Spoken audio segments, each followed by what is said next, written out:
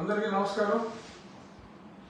ఏంటి ఇంత పొద్దున్నే వచ్చేసాడు రాజు గారు అని కొంతమంది అనుకోవచ్చు, రావాల్సి వచ్చింది. ఏంటంటే మరి ఈరోజు ఉదయం జగన్మోహన్ రెడ్డి ఆధ్వర్యంలో నడిచే సాక్షి పత్రికలో నాకేదో సుప్రీంకోర్టులో షాక్ వచ్చిందని ఏదో తొలి పేజీలో మంచి భాగం, మూడో పేజీలో ఇంకొంత వేసి మంచిగా అవరేజ్ ఇచ్చాడు జగన్. ఒక గమనిక, ఇది నేను డిప్యూటీ స్పీకర్ హోదాలో మాట్లాడతా పాత రఘురామకృష్ణరాజు గానే మాట్లాడుతున్నా. ఏ జగన్మోహన్ రెడ్డి చేత నేను హింసించబడ్డానో ఆ హింసకు గురి కాబడ్డ రఘురామకృష్ణరాజు గానే మాట్లాడుతున్నా. ఇక్కడ నేను డిప్యూటీ స్పీకర్గా మాట్లాడతలేదు. అప్పట్లో జగన్మోహన్ రెడ్డి ముఖ్యమంత్రిగా విచ్చలవిడిగా వ్యవహరిస్తున్న రోజుల్లో అతడికి నాకు కొన్ని పాలసీల మీద డిఫరెన్స్ వచ్చిన తొలినాళ్లలో అప్పట్లో అతని పార్టీలో ఉండి తర్వాత ఇంకేదో పార్టీలోకి వెళ్ళి ఎంపికైన ఒక జానుబాహుడి నేతృత్వంలో ఒక కంప్లైంట్ ఇప్పించాడు. అది వెంటనే అప్పట్లోనే సిబిఐ వాళ్ళతోటి ఇమ్మీడియట్గా ఒక రైడ్ చేయించి, అప్పట్లో సాయిరెడ్డి గారు అక్కడ ఉండేవారు కదా, ఆయన కూడా బాగా ఫాలో అప్ చేసి ఎఫ్ఐఆర్ కూడా అప్పుడే హడావుడిగా చేయటం జరిగింది. ఇన్వెస్టిగేషన్ కూడా అయిపోయింది. బట్ వేరే బంచ్ ఆఫ్ ఎవరెవరో ఇటువంటి ఎమర్జెన్సీగా నోటీసులు ఇవ్వకుండా ఇలా ఎఫ్ఐఆర్లు చేస్తే కొద్దిమంది సుప్రీంకోర్టులో ఉంటే వాళ్ళతో పాటు నా కేసు కూడా ట్యాగ్ అయింది. ఆ ట్యాగ్ అయిన కేసులో 3 సంవత్సరాల తర్వాత దాన్ని నిన్న అన్ని కేసులతో పాటు, నాది ఒక కేసే కాదు, ఈ సాక్షుడు నా కేసుని రాశాడు ఒక కంపెనీ, కేసు పేరు ఓకే ఫైన్. బట్ నాకు సంతోషకరమైన అంశం ఏంటంటే ఇవాళ ఈ సాక్షి చూసిన తర్వాత ప్రతిదానికి సంతోషించవలసిన విషయాలు కొన్ని ఉంటాయేమో అని అనిపించింది. ఎందుకంటే ఇవాళ ఈ చిన్న వార్తకి నా బొమ్మేసి అంటే సాక్షి ఉన్న ఫోటో పట్టణ వేయడు. మామూలుగా ఏ కార్యక్రమాల్లో పాల్గొన్న ఇటు సాక్షి అయితే అసలు నా ఫోటో కూడా వేయడు. ఏదైనా ఉన్నా నా ఫోటో కట్ చేయటం, ఒక 10 మందిలో నేనున్నా నా పేరు లేకుండా రాయటం, ఇటువంటి ఎలా పనులే చేస్తూ ఉంటాడు వాడు. కానీ ఒకటి వేశాడు, మంచిగా బాగానే వేశాడు. బట్ ఒకటి నేను హానెస్ట్గా సంతోషించే అంశం ఏంటంటే అతడి పతనానికి కారణం నేనే అని భలే కన్ఫర్మ్ చేశాడు.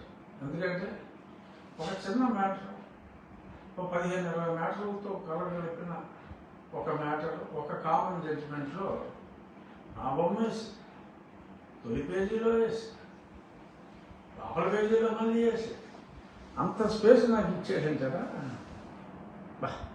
ఏమంటున్నారు బాబు నీకు నా మీద? ఏదైనా నీ పతనానికి కారణపడి నేనే అని చెప్పి యావత్ తెలుగు జాతికి ప్రూవ్ చేసినందుకు డెఫినెట్గా సంతోషం. జగన్మోహన్ రెడ్డి ఏకవచనంలో మాట్లాడుతున్నా. ఎందుకంటే డిప్యూటీ స్పీకర్గా అయితే మా ఎమ్మెల్యే జగన్మోహన్ రెడ్డి గారనే నేను ఎప్పుడు సంబోధించాను. బట్ ఇప్పుడు నేను డిప్యూటీ స్పీకర్గా మాట్లాడగలను కాబట్టి పేరుతో సంబోధించవలసిన అవసరం ఉంది. అందుచేత నేను ఇలా, ఎందుకంటే ఎవరికి ఎంత గౌరవం ఇవ్వాలో అంతే గౌరవం ఇవ్వాలి. ఒక డిప్యూటీ స్పీకర్గా ఎమ్మెల్యే గారికి నేను గౌరవిస్తాను. బట్ ఒక రఘురామకృష్ణరాజుగా మీరు చేసిన దానికి బట్ టెక్నాలజీ చేయవలసిన టెక్నాలజీ చేయాలి. కాబట్టి ఎస్, నిన్ను పడగొట్టింది నేనే అని యావత్ తెలుగు ప్రజలకి తెలియజేసినందుకు మరొకసారి ధన్యవాదాలు సాక్షి యాజమాన్యానికి. ఇక ఈరోజు చెప్పాలనుకున్నది, సరే అప్పుడు ఏమైందో కూడా, ఎందుకంటే నన్ను అభిమానించే వాళ్ళు జగన్ అభిమానించే వాళ్ళు కన్నా చాలా ఎక్కువగా ఉన్నారు కనుక చెప్పాలి. ఎందుకంటే ఇదేదో చూసి అది షాక్ ఇచ్చేసింది అనుకుంటారేమో. అది ఎప్పుడో ఇచ్చాడు జగన్మోహన్ రెడ్డి కంప్లైంట్, అప్పుడే ఇన్వెస్టిగేషన్ అంతా కూడా అయిపోయింది. ఈలోపు వేరే మధ్యలో ఛార్జ్షీట్ ఫైల్ చేయకుండా ఆగింది. వేరే దాంట్లో ఈలోపే ఛార్జ్షీట్ ఫైల్ అయింది ఉంది, దీని మీద ఛార్జ్షీట్ ఫైల్ అవుతుంది. ఏదో 900 కోట్లు అని రాశాడు ఈ బేవకూపాడు. ఆ కంపెనీకి తీసుకున్న లోన్ అది 4 సంవత్సరాలు ఫ్యాక్టరీ కట్టాము, మొత్తం 3.5 కోట్లు పర్ మెగావాట్ ఆ ఫ్యాక్టరీ కట్టాము. ఆ ఫ్యాక్టరీ 4 సంవత్సరాల పాటు రన్ అయింది. ఆ తర్వాత పేమెంట్స్ రాకపోతే ఆ 4 సంవత్సరాల్లో మోర్ దాన్ 50% డెట్ క్లియర్ అయిపోయింది. ఆ మిగిలిన డెట్ 300 కోట్లు ఎంత ఉండొచ్చు, 300 ఆర్డు. అది అప్పుడు నాకు ఎలక్ట్రిసిటీ బోర్డు కన్నా రావాల్సింది ఎక్కువ ఉంది. బట్ ఈలోపు ఇలాంటి కంప్లైంట్లు ఇవన్నీ పెట్టి దాన్ని ఎన్సీఎల్టీ వెళ్ళేలాగా వాళ్ళు చేశారు. No regrets. వ్యాపారం తర్వాత రావచ్చు పోవచ్చు. బట్ ఇలా 900 కోట్లు ఒరిజినల్ లోన్ ఇచ్చేసింది కాకుండా మామూలుగా బ్యాంకు ఇంత లోన్ తీసుకుంది అంటాడు. దానికి ఇది చివరి పలవరగా సాక్షుడు అక్కడ ఉన్నదే లేదు. చివరికి ఏమైంది, కుంజరహారాగా చివరిలో రాశాడు. ఏదైనా ఉంటే మీరు హైకోర్టుకి వెళ్ళి అక్కడ తెలుసుకోవచ్చు అని రాశాడు. అసలు రాయకపోతే బాగుండేది చివరిలో పడేశాడు. అపాయింట్మెంట్ షాక్, ఎట్లా నా పట్టలో షాక్. ఏముంది అందులో, నువ్వు పెట్టించో కేసు రాజాంగ వాళ్ళతో నడిచింది, ఎంక్వైరీ అయిపోయింది, ఛార్జ్షీట్ ఫైల్ చేస్తారు. ఇప్పుడు ఫర్దర్ ఎక్స్పెక్ట్ చేయడం ఏమీ లేదు. సరే ఈలోపు ఈ పివి సునీల్ కుమార్ ఉన్నాడు కదా, క్యారెక్టర్ ఆర్టిస్ట్, బొరదొబ్బినాడు. బొరదొబ్బినాడు ఎయిమని ఒక ఎయిమ్లెస్ ఆర్గనైజేషన్ పెట్టుకుని నిన్న సాయంత్రం వాళ్ళందరికీ చెప్పాడు. ఏంటంటే ఇవాళ నుంచి అంబేద్కర్ గారి విగ్రహాల దగ్గర రఘురామకృష్ణరాజుపై ఎంక్వైరీ చేయాలి. ఇచ్చిన జరుగుతుంది కదా, జరిగిపోయింది కదా, చేసుకుంటారు, ఛార్జ్షీట్ వేస్తారు. దానికి ఇప్పుడు ఇతను అరెస్ట్ చేస్తారని ఒక భయం పట్టుకుంటారు. లేకపోతే రేపు వేసేస్తారు. ఎందుకంటే ఎవిడెన్స్ అన్ని క్లియర్గా ఉన్నాయి. చాలా స్పష్టంగా ఒక డిఎస్పీ స్థాయి అధికారి, ఎస్ఐ స్థాయి అధికారులు, కానిస్టేబుల్స్ స్పష్టంగా ఆ సంఘటన జరిగిన తర్వాత ఎవరన్నా మాట్లాడితే ఎవరన్నా చెప్తే చంపేస్తాను అని చెప్పి ఈ సునీల్ కుమార్ బెదిరించాడు అన్న 164 స్టేట్మెంట్ మ్యాజిస్ట్రేట్ ఎదురుకుండా దేవుడు దేవుడు కూడా కాపాడాడు. అతడు ఉడతూపులు చూసి నా దగ్గర ఏముంది, ఏదో మొన్న రెడీ చేసుకున్నాడు, ఒకవేళ నన్ను అరెస్ట్ చేస్తా కనుక మీరు అందరూ ఆందోళన చేసేయాలి అని చెప్పాడంట. ఇవాళ నుంచి అంబేద్కర్ గారి విగ్రహాల దగ్గరికి వెళ్ళి వీళ్ళు అంబేద్కర్ గారి ఆశయానికి వ్యతిరేకంగా మరి ఏంటంటే దళిత క్రిస్టియన్లకి రిజర్వేషన్లు ఎవరా మార్చుకుంటే మార్చుకోవచ్చు. ఆయన రాసిన రాజ్యాంగం గురించి నేను మాట్లాడుతున్నా.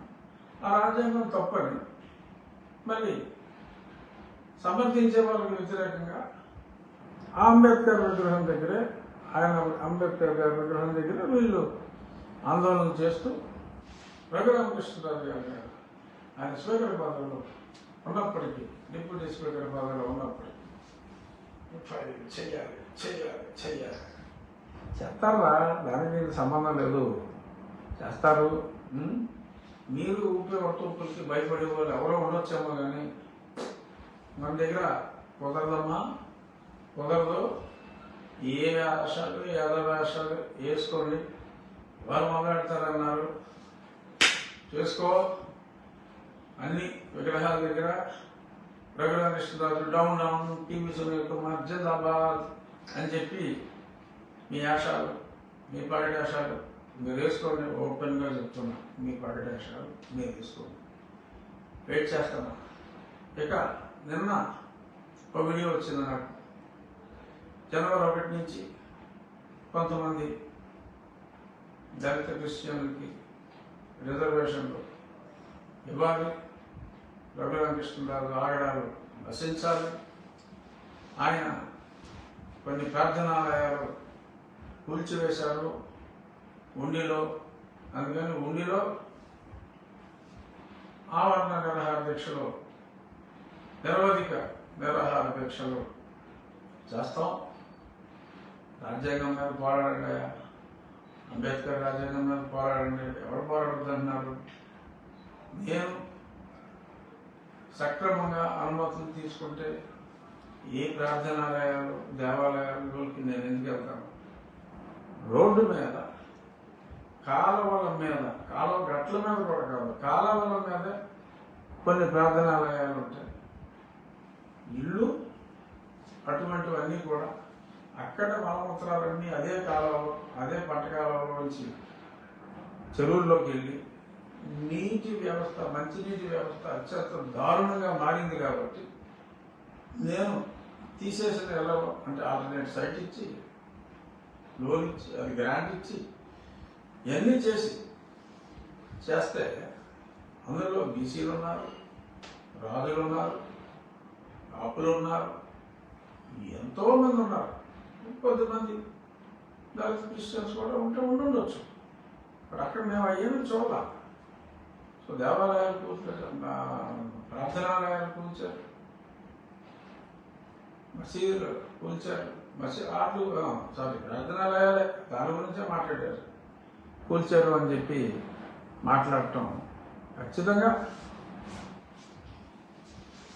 కాలువగట్ల మీద అనుమతులు లేకుండా, రోడ్డు మూవ్మెంట్ లేకుండా, కాలువల మీద ఈ చివరి నుంచి ఆ చివరికి కాలువ మీద కర్రలు చేసి ఎవరికాళ్ళు కట్టుకుంటే అది మా రిపేర్లకు అంతరాయం, ఆరోగ్యానికి ఇబ్బంది ఆ నీరు అని చెప్పి చర్యలు తీసుకున్న మాట వాస్తవం. బట్ అది ప్రార్థనాలయం అని కాదు, ఫలానా వాడి ఇల్లని కాదు. అయినా మీరు సునీల్ కుమార్ ప్రేరేపణతో, రేపు మాకు అరెస్ట్ కాబోయే సునీల్ కుమార్ ప్రేరేపణతో మరి ఇలాగా ఆమరణ నిర్ణయాలు దీక్ష చేస్తానంటే మీ దీక్ష విజయవంతానికి ఉండిలో అయితే ఎటువంటి అభ్యంతరాలు లేకుండా మీకు ఫుల్ ప్రైవసీ ఇచ్చి మీరు చేసుకున్న రోజులు ప్రతివాడు అమరజీవి పొట్టి శ్రీరాములుగా మారాలనుకుంటే అది మీ ఇష్టం. తప్పకుండా మీకు ఒక ప్రశాంతమైన వాతావరణంలో ఎటువంటి అశాంతికి గురి కాకుండా మీరు అనుకున్నది సాధించే వరకు మళ్ళీ పార్లమెంటు సమావేశం మీ కోరికలు తీర్చి రాజ్యాంగాన్ని, అంబేద్కర్ రాసిన రాజ్యాంగాన్ని కాదని మరో నూతన రాజ్యాంగం పివి సునీల్ కుమార్ గారి నాయకత్వంలో మీరందరూ ఎయిమ్లెస్గా పోరాడే మీరందరూ ప్రభుత్వాలను కూడా చంపే ప్రయత్నాలు చేసి చావచేత కొట్టినప్పటికీ కూడా జస్ట్ దళితుడు అనే ఒకే ఒక్క కారణంతో అతను దళితుడు క్రిస్టియన్ అనేది అందరికీ తెలుసు. ఏదైనప్పటికీ అతనికి మీరు కొమ్ము కాల్చి మీరందరూ ఒకవైపు, నేను కొన్ని ఒకవైపు, come on, I'm not challenging, but I'm ready to face your agitations against me. Once again, thank you for giving me the right elevation at the right time. Goodbye.